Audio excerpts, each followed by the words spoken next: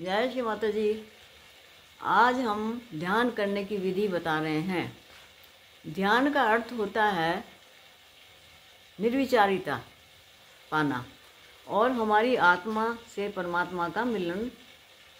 क्या यह संभव है? कलयुग में श्री माता जी ने अवतरण लेकर इस कार्य को संभव बनाया और उन्होंने ये बताया कि हम गृहस्थ जीवन में रहकर इसको पा सकते हैं। हम वही विधि बताने जा रहे हैं। तो हमारे शरीर के अंदर एक सूक्ष्म शरीर होता है, 7 चक्रों और 3 नाड़ियों से बना है। हमारी रीढ़ की हड्डी सबसे नीचे त्रिकोण होती है। उस त्रिकोण अस्थि में इसके अंदर 3.5 कुंडल में कुंडली शक्ति विराजित हैं। जब हम ध्यान में बैठते हैं और सामने वह शक्ति होती है जिसे देख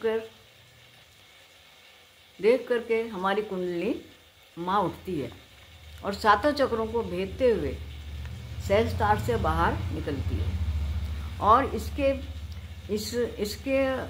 परिमाण हमें ठंडी या गर्म चैतन्य लहरियों के रूप में अपने हाथों की हथेलियों पर, सर पर महसूस होता है। वह शक्ति जो हमारे सामने है वह आदि शक्ति श्री माता जी हैं। श्री माता जी ने बताया है, जब कुंडली उठती है तो साधक के शरीर पर कंपन या कोई अन्य पीड़ा की अनुभूति नहीं होती। कुंडली जब उठती है तो साधक रीढ़ पर इसे उठते हुए अपने चक्षुओं से देखा जा सकता है। किसी सूक्ष्म चक्र पर जब कुंडली रुकती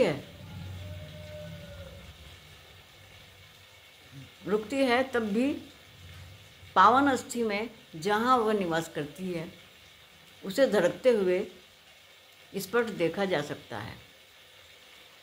सारे चक्रों में उठने के बाद सिर के